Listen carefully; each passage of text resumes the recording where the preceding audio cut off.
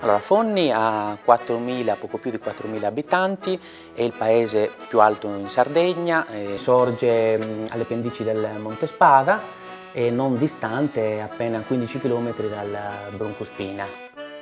Nell'edizione di quest'anno intendiamo confermare quanto di positivo offerto da Fonni in occasione di Autunno in Barbagia. È un'occasione fondamentale in cui migliaia e migliaia di turisti vengono a Fonni e possono conoscere e toccare con mano gli aspetti principali, gli scorci del paese, i nostri murales, le produzioni artigianali, quindi anche la bontà della nostra gastronomia.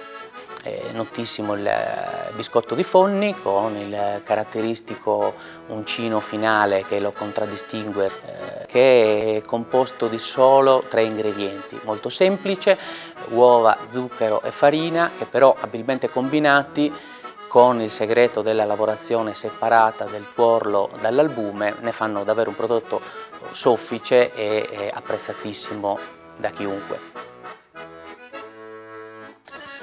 E poi ci sono le aziende che producono pane carasau, alcune aziende che producono la spianata tipica di Fonni, sastundas, molto soffice e assolutamente squisita. Sono le patate biologiche di Fonni, le uova che chiaramente servono direttamente le esigenze produttive.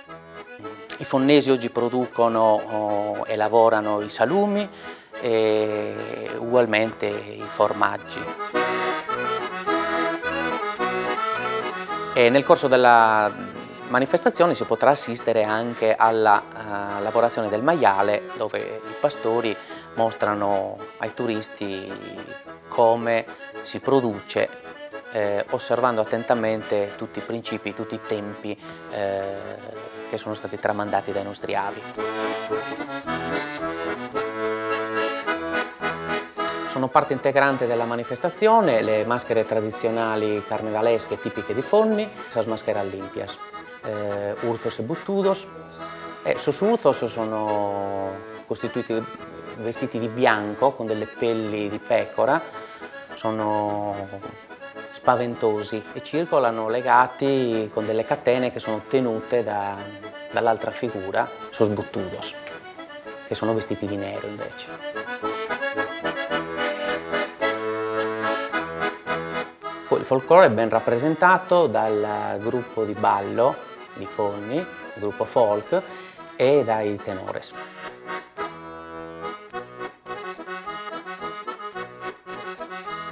A Fonni ci sono ottimi esempi di produzione artigianale di pelletteria, di prodotti tipici che vengono utilizzati sia all'interno del costume tradizionale tipico fonnese, sia nel rapporto con il cavallo.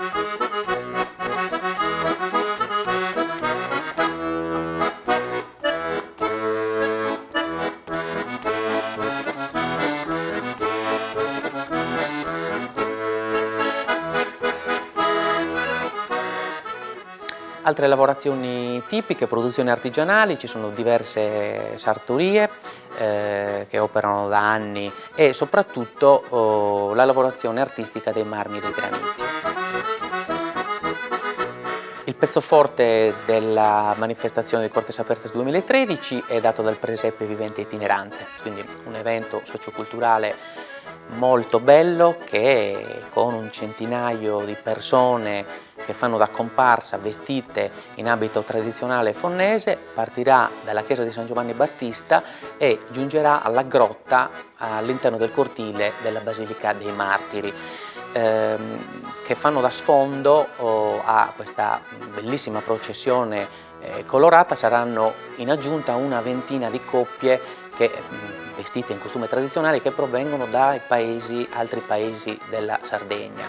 Ciascuno di loro porterà alla grotta un dono tipico del loro paese.